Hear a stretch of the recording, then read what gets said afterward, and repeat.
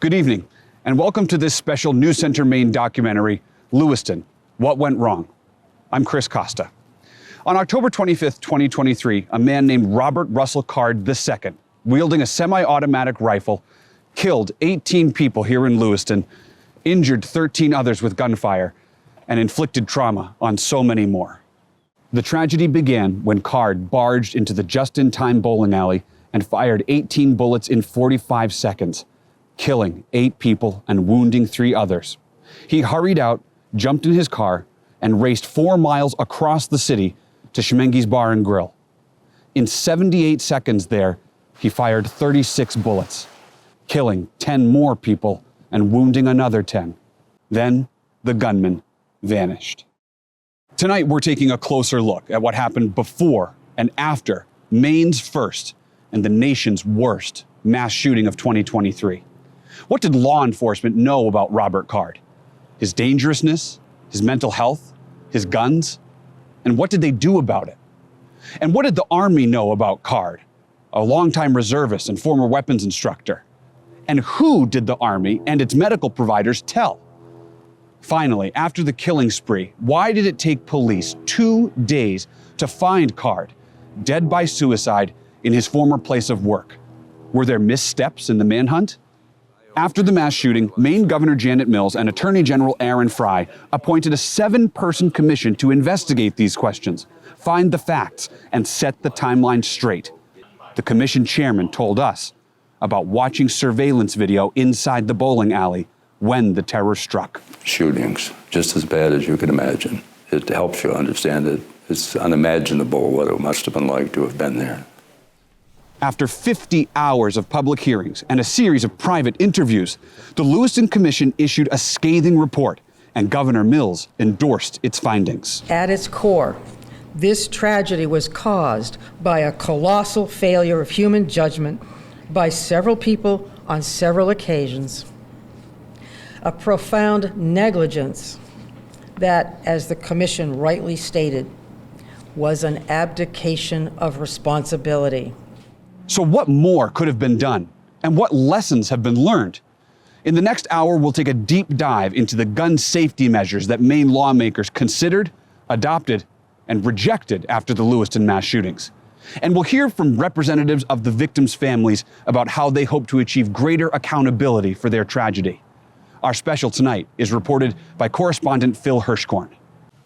In July of 2020, Maine's first-in-the-nation yellow flag law took effect. It allows law enforcement to confiscate guns from people deemed by a medical professional to be a danger to themselves or others and likely to cause serious harm, if a judge signs off on those findings. The Lewiston Commission unanimously found that the yellow flag law should have been used in Robert Card's case, but the law enforcement agency with jurisdiction over his hometown didn't even try.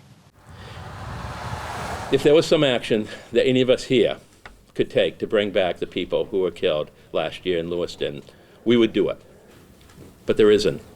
Joel Merry has been the elected sheriff of Saginaw County for 16 years, but he's never experienced so much second-guessing as in the past year. You're accountable for everything that happens in this department, right?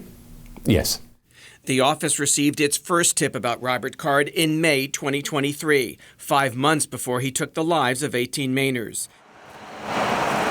It was Card's 17-year-old son, Colby, who went with his mother, Card's ex-wife, to his high school resource officer and sounded the alarm. He told me he was worried for his father's mental health, that he was displaying behaviors that he then explained to me that were really making him nervous. And he came to me and said, you know, I do not feel comfortable. I don't want to go over to Dad's anymore. After listening to Card's son, the school resource officer immediately called the sheriff's office. Do you have a deputy available to come and speak with a couple subjects here in regards to somebody in Bowdoin with mental health issues? Yes, I do. Saginaw County Sheriff's Deputy Chad Carlton joined their meeting, and Colby told Carlton that his father was angry, paranoid, and delusional, that he kept insisting people were talking about him behind his back, calling him a pedophile or gay, and that his father had access to 10 or maybe 15 guns.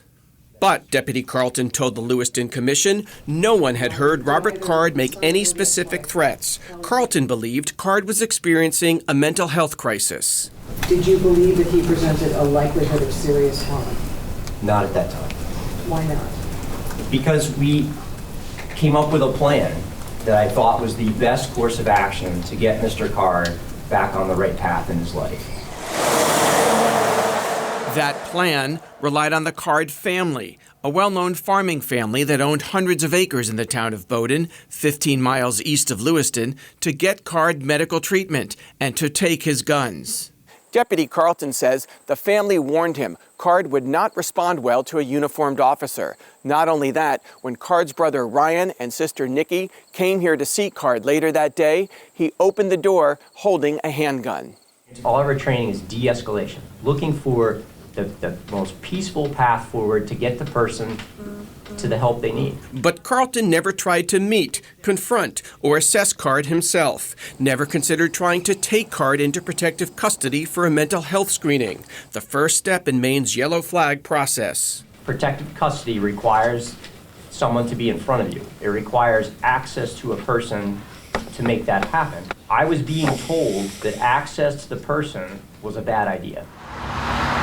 Instead, Deputy Carlton decided to get Card's U.S. Army Reserve Unit involved. Card belonged for 20 years to the 3rd Battalion, 304th Infantry Regiment in Saco, a sergeant first class rated solid and reliable. He was an expert marksman and a grenade instructor.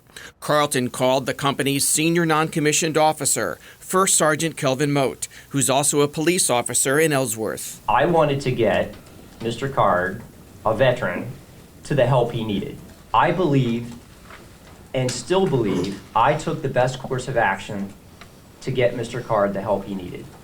Sheriff Merry told me he read Deputy Carlton's incident report. Yeah, actually, I thought his actions were very appropriate. What he did at that time, based on the information that he had and his conversations with the family and his follow-up, reaching out to the Army Reserves, I thought was all appropriate at that time. 2 months later, on July 6th, Card went to a gun shop in Poland, Maine, and legally bought an AR-15 style semi-automatic rifle, a .308 caliber Ruger, the very weapon he would eventually use to kill on October 25th.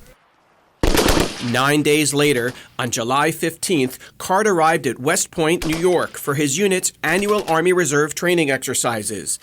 On day one, his Army buddies and superior officers witnessed the kind of paranoid and disturbing behavior that Card's son and ex-wife had described to the sheriff's deputy. Welcome to the Keller Army Community Hospital at West Point. His unit commanders ordered Card to get a mental health evaluation at nearby Keller Army Community Hospital, which transferred him for more intensive treatment to a private hospital, 4 Winds, an hour's drive away. Card stayed there for 19 days and was allowed to go home on August 3rd with a medical treatment plan. He was pretty upset. One of Card's closest friends in the Army Reserve and a fellow civilian truck driver, Sean Hodgson, picked up Card in New York and drove him back to Maine. A few weeks later, in mid-September, Hodgson and Card traveled to the casino in Oxford, Maine for a night of gambling. And Hodgson says Card started flipping out on their drive home. Punching the steering wheel. He was saying that they ruined his life, that at some point he did punch me in the face, told me to shut the F up, shut the F up. Do not say another word. The way he was behaving was very threatening. He was escalating. It was just the totality of circumstance through the events leading all the way up to that moment where I was pretty convinced he was going to use harm.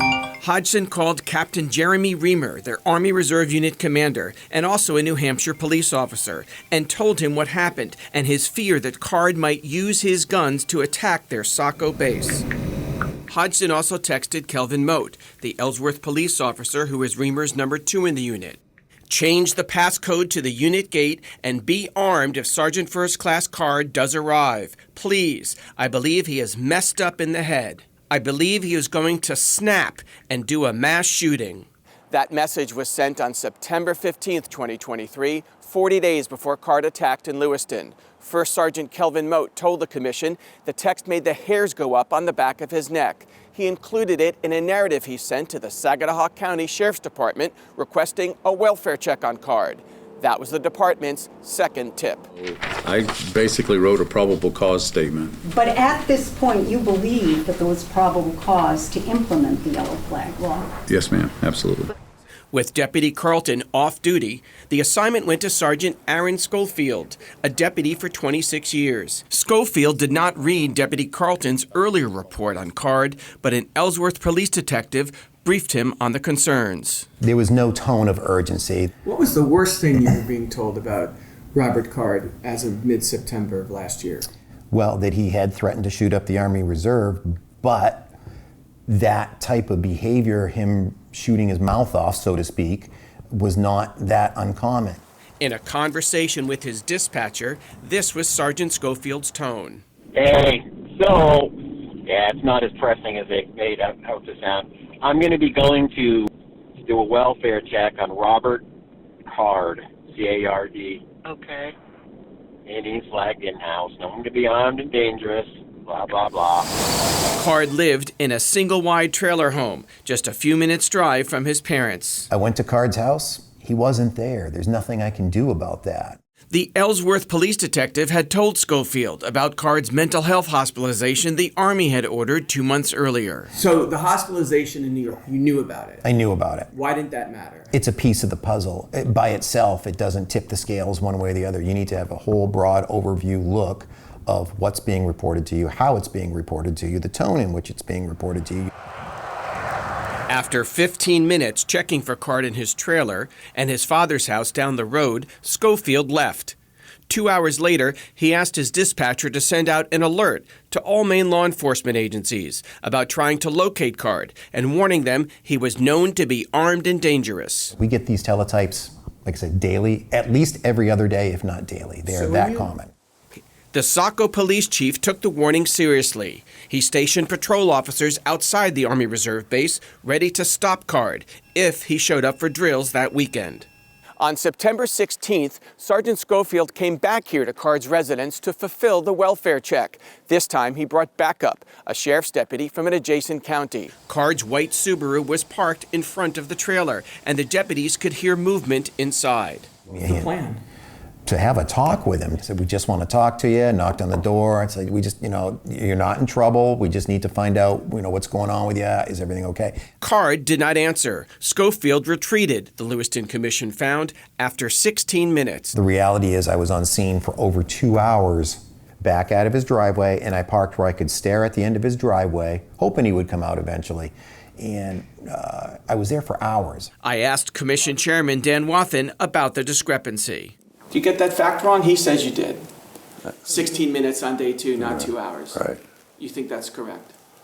Yes, that's the facts as we found them. So obviously we're very concerned over this. During that time, Schofield spoke to Card's Army Reserve Unit commander, Captain Jeremy Reamer, a conversation recorded on Schofield's dashboard camera. Schofield felt Reamer downplayed the danger and suggested the frantic text from Card's friend warning he could snap was an exaggeration. So I don't know where the validity of the text messages. And obviously when anyone texts anything like that, we obviously need to take it very seriously, but also taking it with a grain of salt as well.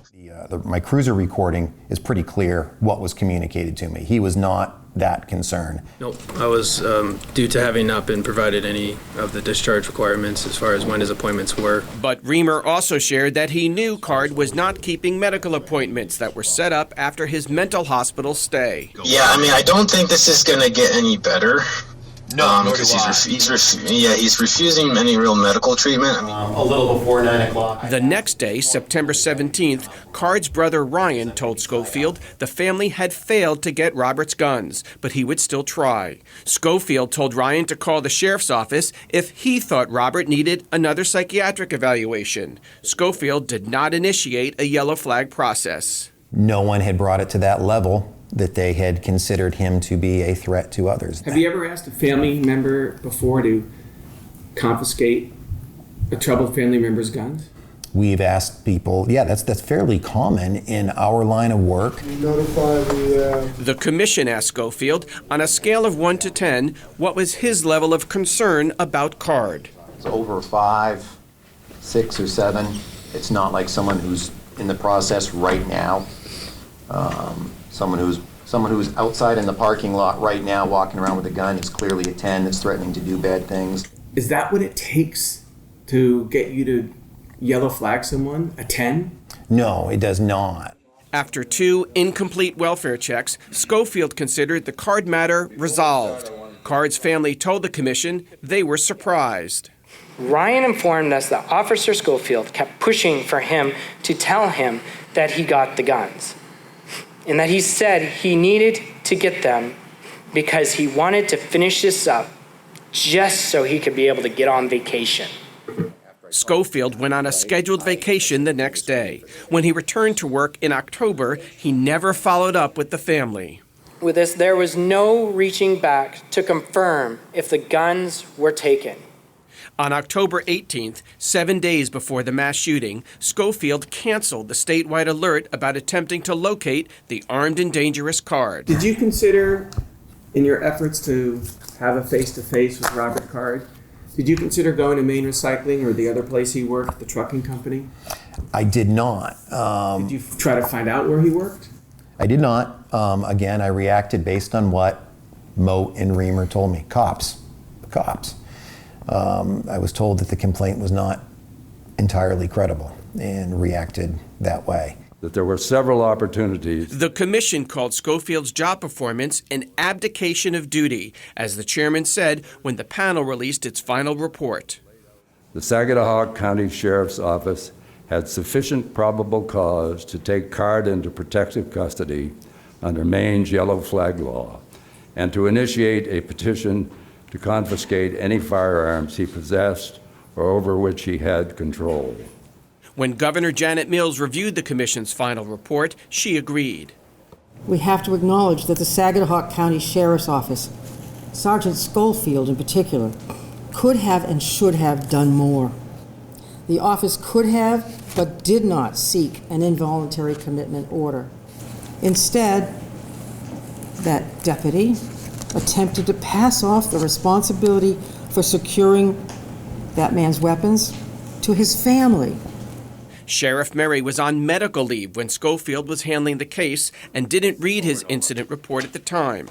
But Schofield's 2 other supervisors approved his actions. No one ordered another attempt to check on Card, and no one asked the department's mental health liaison, who had started his job last October 1st, to try to meet with Card or to offer Schofield assistance. Now that we know what happened, it makes it really easy, doesn't it, to say, well, gee, should we have done this at that point, at that juncture, at another juncture? Should we have responded differently? Should there have been a different strategy in place?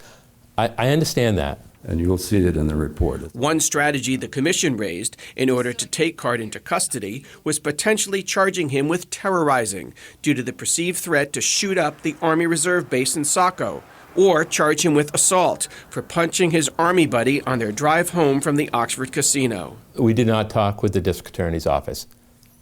You know, in hindsight, should we? Again, we're looking at this from a perspective of hindsight. Murray and his deputies argue that without an arrest warrant, their options were limited, given the Constitution's Fourth Amendment protection against unreasonable searches and seizures. When it comes to protective custody, no crime has been committed, and if somebody simply doesn't want to come to the door, you're out of options. The law back in September, was that you had to be able to have that person in physical custody. How do you take that person in physical custody without violating their Fourth Amendment rights? So at no point neither you nor the others in this department, for example, sat around and said, let's get a tactical team and kick down this guy's door, right? Was that a good option? Absolutely not. And the training that we have today would tell you that that's not what we do. That's not what law enforcement does. Kick down doors and go in and create a potential confrontation. From the time Maine's yellow flag law took effect in July 2020 through October 2023, the Saginaw County Sheriff's Office never carried out a single weapons confiscation order. It's cumbersome.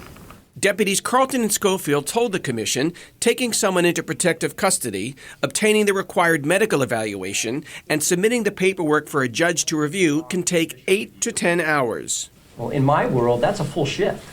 The hurdles to do that yellow flag were just, give me a break. It was over the top. It shouldn't be as cumbersome as it is. No, it is not cumbersome. It never was.